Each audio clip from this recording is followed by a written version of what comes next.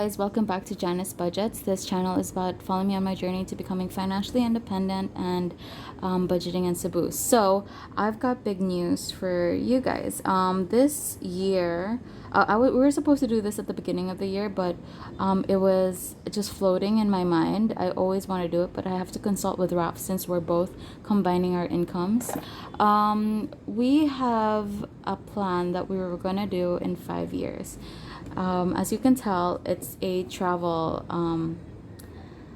plan. So at the beginning, I wanted to do the whole fire movement. I needed to write down the things I valued before we could retire. So that would mean traveling around the world, but based on the budget that I made per country and taking into account the cost of like travel, the flights and everything from Cebu, it would, if I traveled around 195 countries and visit most of the UNESCO World Heritage Sites, and traveling as a couple, it would, and taking into consideration the current savings that we have per month, it would take us like 800 years to reach that goal, which is very it's heartbreaking for me because that's the only thing that I'm very passionate about, which is traveling. So instead of doing that, and I feel like I don't want to retire by the time I'm 65, and we decided to take a mini retirement year. So by the age of 30, we want to be able to travel around the Philippines, because what's the point of traveling abroad if we haven't really maximized the beauty that we have in our own country? So in the Philippines, a lot of people, tourism is really great here because of the beaches, the tourism, the north of the Philippines, there's a lot of culture, a lot of volcanoes, a lot of hiking areas, and the south of the Philippines, tons of culture too. Basically, all around the Philippines, there are so many things to explore, and we want to do that first before going to other countries. And I realized that the visa application to some countries are very difficult, so we decided to just go within our region. So the ASEAN region, we're gonna visit Vietnam, Laos, Malaysia, Brunei, Indonesia, Singapore, Thailand, Burma, or Myanmar, Cambodia. I think that's it. So because we can as Filipino passport holders, we could travel to those countries without a visa for a certain amount of time. So that's what I want to do when I'm 30. Based on, if you can see our budgeting, we currently put 5,000 to a company that I'm working in as an investment, and another 5,000 to the stock market. So those are our savings towards that goal. So if we save 10,000 pesos a month, and it would take us, and it would cost both of us 1.6 million. I think it's like 1.7 million. I'm sorry, 7 million for 30 divided by 10,000. It would take us, divided by 12, it would take us 14 years to travel, and I cannot wait that long.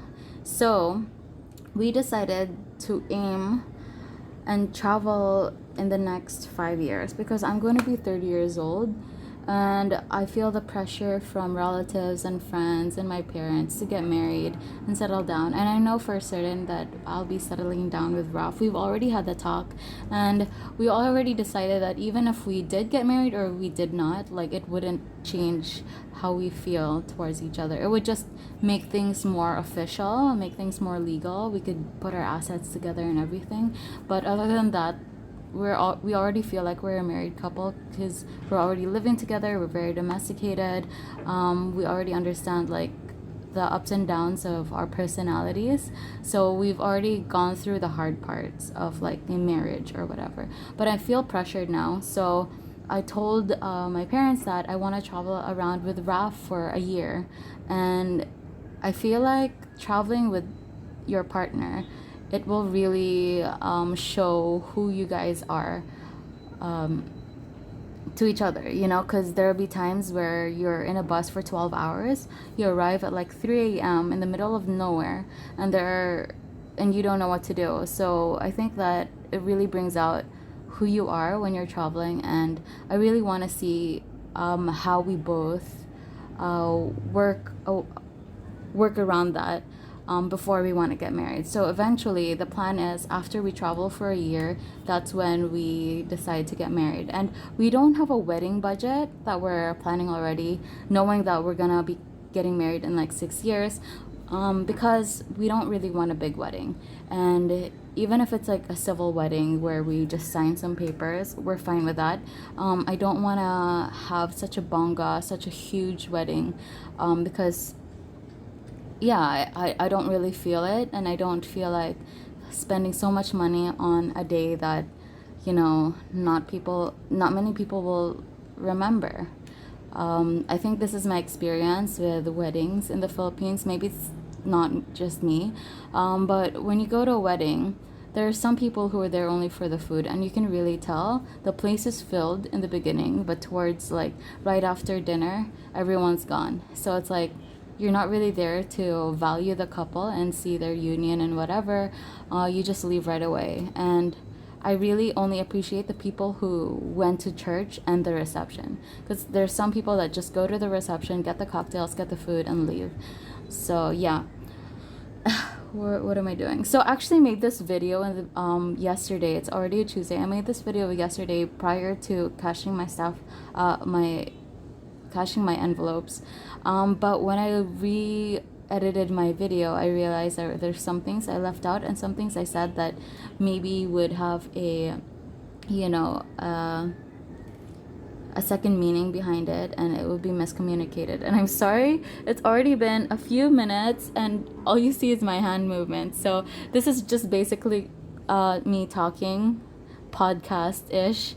So if you're doing something else and listening to this in the background, I think that would be so much better, because all you see is just hand movements. Anyway, so I've been very crazy. I'm not sure if you guys do this too, but I already made a budget itinerary. So I already estimated the cost it would be we would have to spend to travel to these countries, and I did it per day. So for example, in the Philippines, day one we'll go down to Moalboal and Kawasan Falls, since even though we live in the island, we have never been there. Then day two, we're gonna travel back to Cebu City, then fly to Manila, then fly to Batanes. Then day three, from Batanes we'll do a south Batan tour, then north Batan tour, then Sablang Island tour. So I basically took to consideration all the costs, the transportation, the meals, the accommodation. So what I did was I over budgeted everything. So yeah, like the meals, I know that we could get meals for like less than 100 pesos each, but I made it a little higher just in case, you know, there are things like I didn't take to account the water, the snacks that we're gonna try, because we don't want to sort of limit ourselves to just having very cheap food, like just supermarket food like bread and like jam. We want to sort of also enjoy the food, the delicacies in that area. So we made it a little higher. Also, we added a little bit of a cushion because of inflation and like changes in costs, and maybe in 5 years the accommodation that we want to go to is closed and things like that. So yeah, and we also have noted some places that we can put up a tent. We don't mind staying in a tent. We actually prefer it. But there's some places where, you know, it's dangerous and there are no signs in anything. So I think having to stay at a guest house or a hostel would be better. So these are the costs. So since we're Filipino passport holders, we could stay in the Philippines as long as we want. So we're actually estimating to stay in the Philippines for 120 days. Initially, this was 150 days, but then there are some places that we didn't really want to spend that much time in, because we've already been there. Number two, it doesn't interest us as much. There are some hiking trails that we wanted to go to, but for like Mount Apo, I think there are a lot of requirements prior to climbing. Like, I'm not sure, but I think you need like experience first in climbing, and you need certain what's it called, equipment, and we don't want to be traveling all around the Philippines carrying climbing equipment specifically for that climb, and we're only going to climb for like a few days. So maybe for Mount Apo, after this trip, we could go back specifically to climb. But for the whole Philippines, we need something very generic, and for example, just beach stuff, just small hiking gear, just like good boots or whatever, and some hat, very basic, to make it easy for us to travel around better. So I want to go to these countries individually, like initially, but I realized the cost of flying to that country, then flying back to Cebu, it would cost so much more. So I decided, why don't we just make a whole trip? Because Vietnam, Cambodia, Laos, Myanmar, Thailand, Malaysia, and Singapore, they share a border. So it would be cheaper if we just crossed the border than went to another country.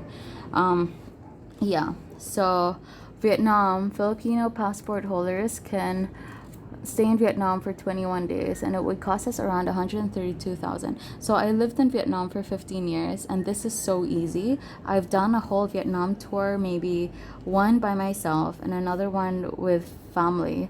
So I know places to go, where to eat, and where to get like really cheap street food. Of course, in 5 years, it's probably gonna change. Vietnam is booming like crazy, but yeah, I feel comfortable. Like, I know the language a little bit, so I know what to expect.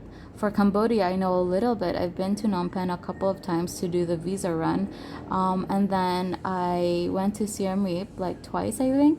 So this is only for the sake of bringing Raf with me, because I want him to share, like, I want him to see what I've seen, because I've seen so many beautiful places in Vietnam and Cambodia, so I want him to see it too. And Laos, I've never been, but I've heard so much about it, like the Bolivian Plateau, the Don Det, Myanmar, a lot of temples.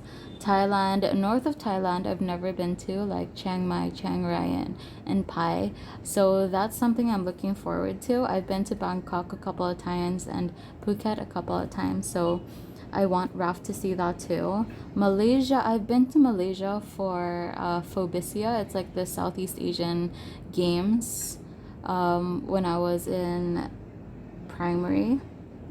So I've only been there for that, but I know it's like really good place for shopping. But we won't do any shopping because it's gonna be heavy, and I don't want to pay extra for for baggage allowance. Indonesia, I've never been, but I really want to go to Jakarta, Yogyakarta, and Bali and Lombok. And Brunei, I've been once for, again, the Southeast Asia Games during primary. I think it was primary, or I was in secondary already. So we're gonna go there. And Singapore, we've been so many times. We've been already together with Raf, but there's some places we missed because, we ran out of money, because Singapore is pretty expensive. So Brunei and Singapore, you could actually stay there for a month, but we decided to only stay for 10 days because they're pretty expensive. They're the most expensive places to visit in Southeast Asia, and the things that we wanted to visit, they're very limited. So yeah. And the total would be 310 days. I think that's like 10 months or a little more than 10 months. And then it would cost us 1,660,000. And for safety wing, this is a travel insurance. I got the quotation online. For 2 people, it's like 50,000. And then that would leave us with 1.7 million. Currently, we have 250,000 saved. So I put 150,000 to the company that I'm working in. It's a family business that I've invested back. We have 50,000 in the stock market. The stock market is really bad right now. We're losing 11,000 out of our 50,000. So Raf and I are sort of divided whether or not we should sell. He wants to sell and use the money that we sold to buy a stock. I don't want to sell because this is a time where people are panic selling their stocks because they think they're losing their money. We should have cut loss in the beginning, like earlier, but you know, it's too late now. So instead of selling it right now and only earning like 39,000, I think we should just hold it because the stock market, we're thinking long term. The stock market is go it goes up and down, but eventually it has a very upward trend. So I'm not really worried about the stock market at the moment. If anything, we should put more money inside. So currently we have like 5,000 in stock, no, 8,000 money that we have allocated in stock investments. So I told Ralph, like, let's compromise. Let's not sell the stocks we have now, but I will give you the whole 8,000 to spend on whatever. Because usually we would divide the stock amount. So he would put in what he wants, I would put in, but then compromise for the next 5 months. All the stock money we have, you can use to spend on whatever you want in terms of the stocks. But I'm not worried. If anything, I'm worried about like people getting sick because right now there's a lot of I'm not sure if it's fake news. I don't know. I've heard a lot of friends talk like, oh, there's some people that are affected in La Hogue, or there's some people affected in some schools. I'm not sure if it's true. But yeah, I sort of just want to make sure that you just have to wash your hands. I'm drinking a lot of turmeric, a lot of ginger, a lot of herbal whatever to just boost my immune system even more than I usually like. I drink more than I usually do, just in case. I ran out of the face masks because the temporary face masks, I have my saliva smell and all my sneezes on it, and I didn't know whether or not I should wash it. So I just decided not to use it, but every time I go out, I wash my hands, put alcohol, yeah, and I limit my walks out of Cebu. It's always mostly just in the office and back, and if there's any meetings or something, that's it. But in terms of going to the mall and going shopping, I don't shop. But if people want to meet up in the malls, I sort of just become a little reserved nowadays. So yeah, you guys better be safe. Yeah.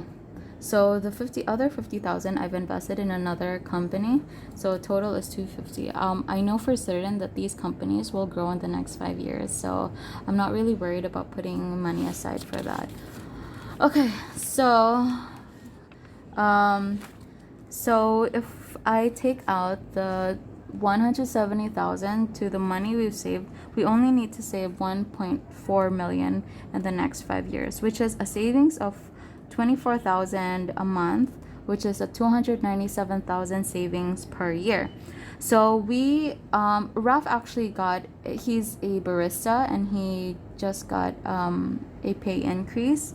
So our salary combined is 41,000. So the money that he got received before, that's what I put in our salary. But I didn't take into account the extra money he got for his pay raise because I'm so used to budgeting what he had before, and whatever he earns more, we just ignore it and just put it towards like our emergency fund or towards savings. So this is how much we get a year and the extra and our planned 13th month.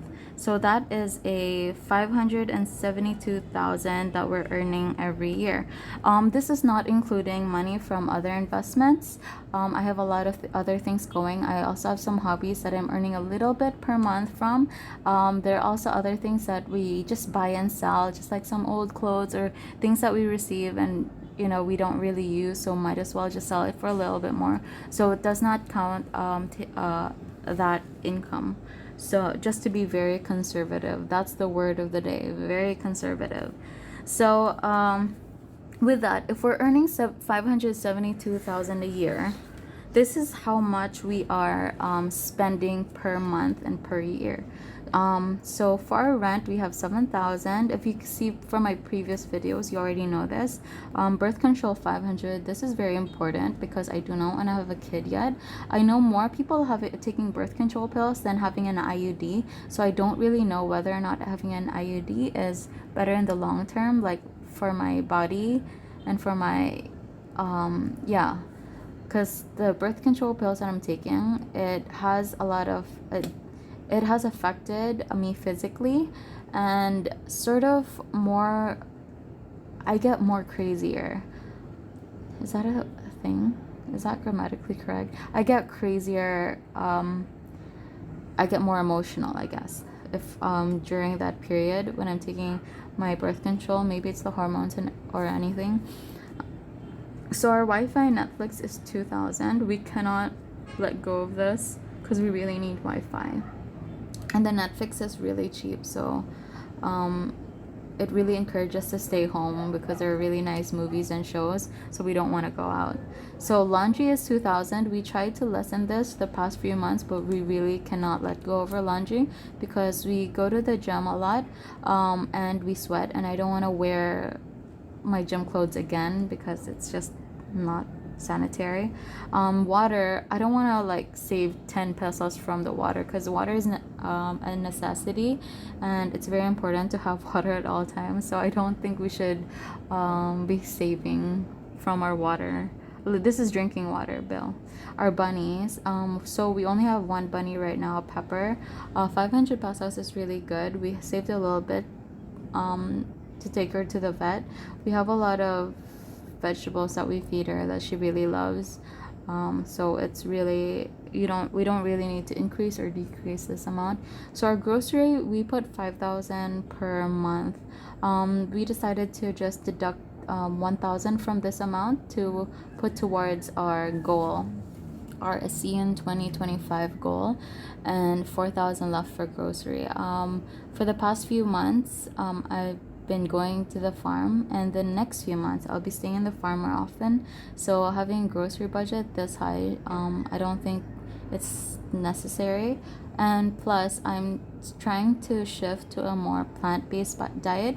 It's not entirely me being vegan or vegetarian. It's just I want majority of the portion of the meals that I'm eating to be vegetables and fruits. I've already done that for a week, so I haven't had rice or meat, and then I lost like 1.5 kilos, and that was not me exercising. So I'm not sure if I'm losing muscle, and that's why I lost a little bit of weight.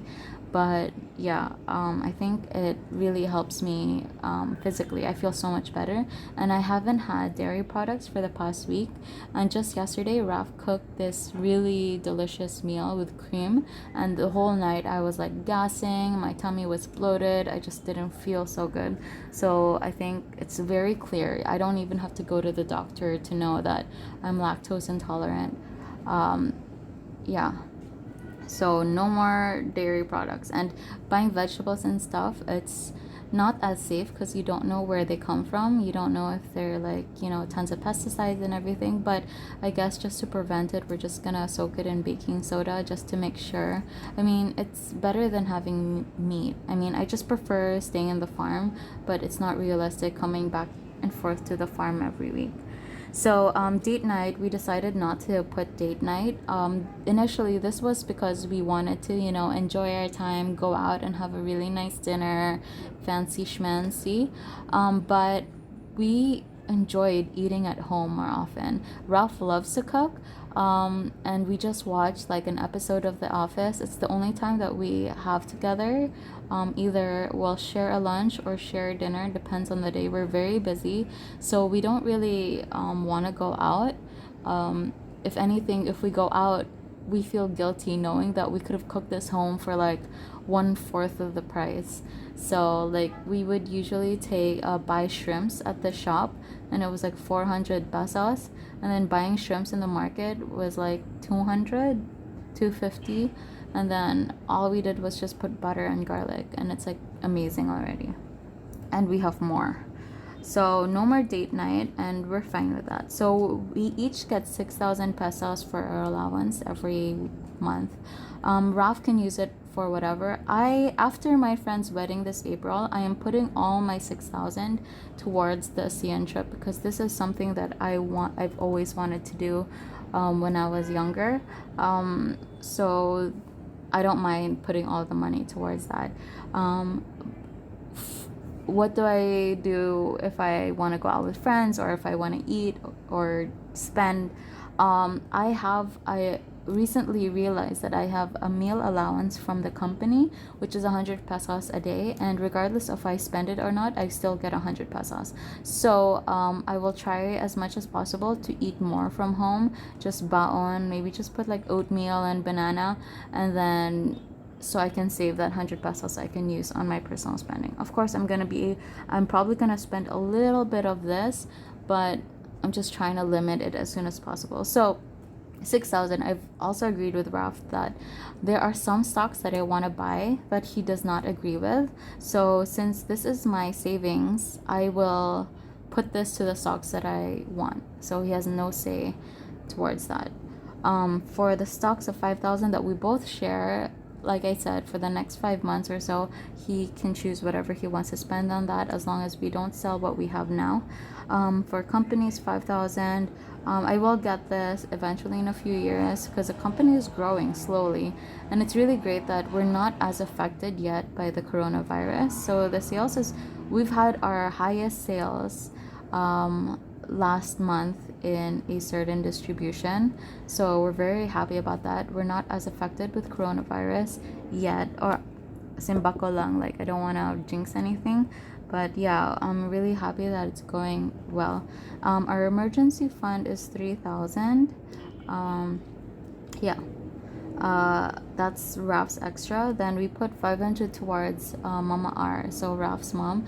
She's a single mom, and I'm not sure if if ever she wants to reach out and ask for money. We actually have a budget for that. And if ever we visit her in Bohol or she comes visit us, at least we have money to treat her and all that. So this so basically we spend this amount. So emergency fund 3,000. We'll put this towards the ASEAN budget.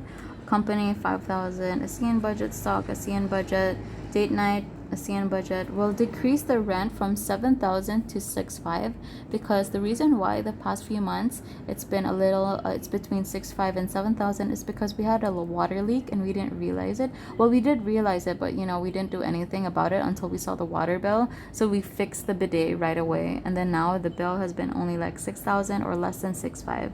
So we're able to save the extra 500. Then I'm gonna put 6,000 towards the ASEAN budget, then decrease 1,000 pesos per month from the grocery budget towards it.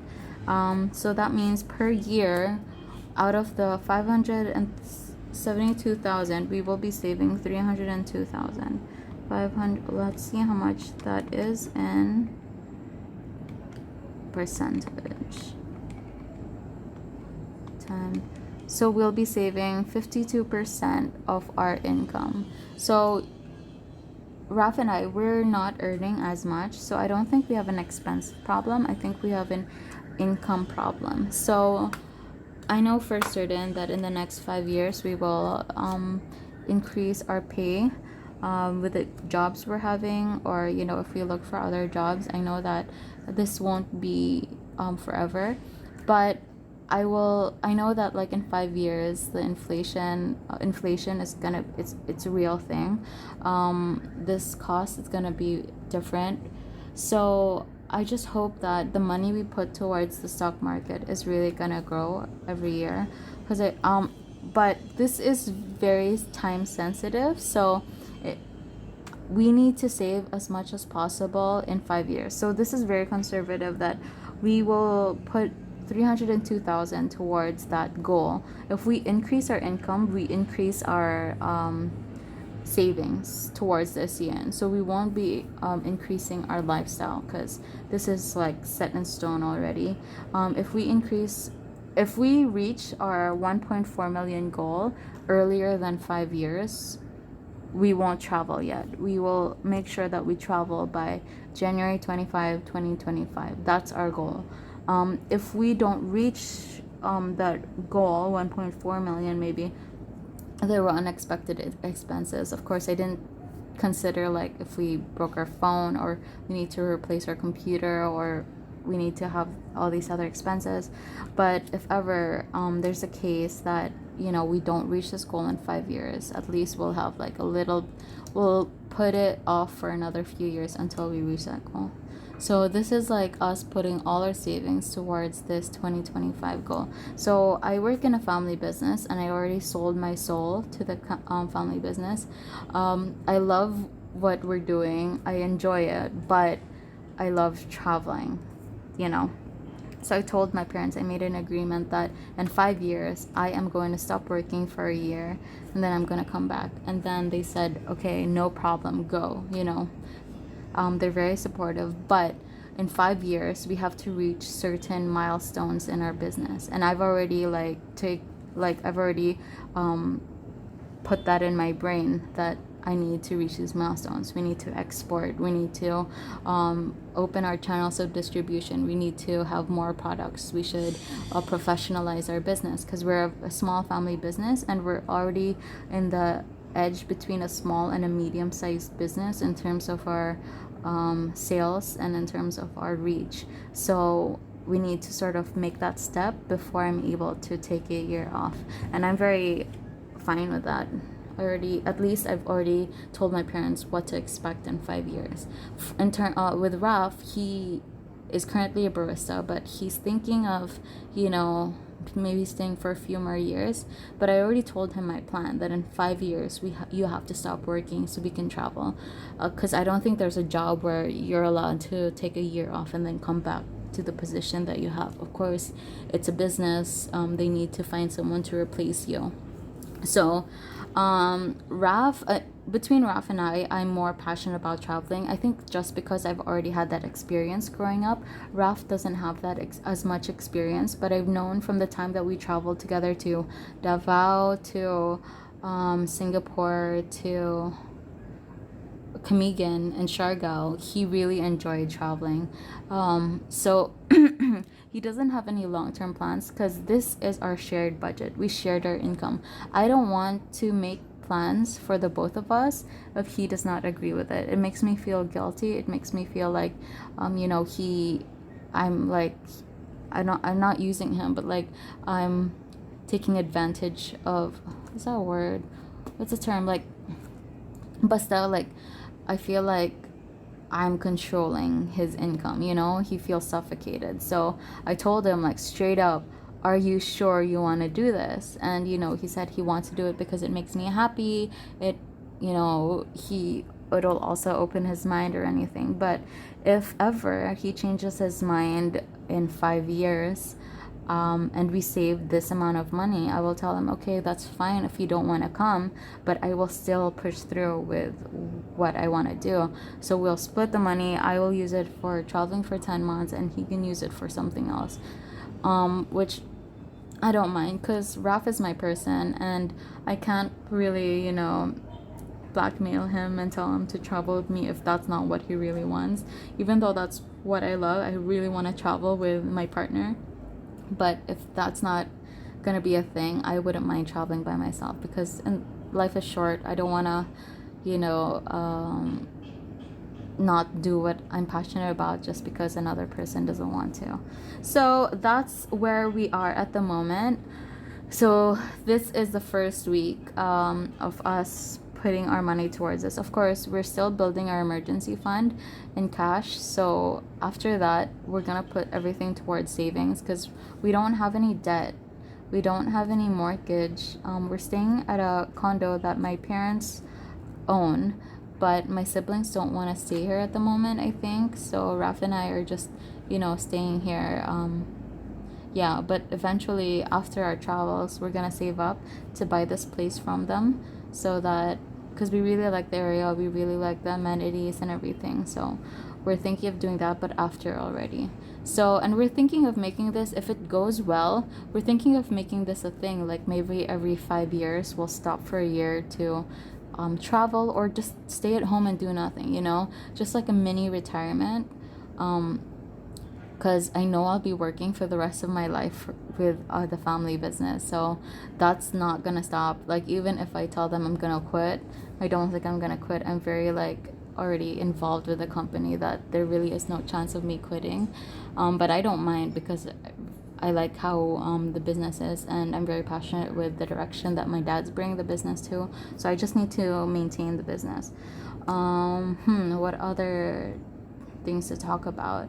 I have to finish my master's degree, and after that, my PhD before I travel. So that's also an agreement I made with my parents. I don't mind doing it. I also enjoy taking my MBA and PhD because I know it's gonna help me. It's gonna help the company, and it's just like it's gonna open my mind a little bit more. A lot of people are saying like, don't take your MBA. You could just learn it from the business.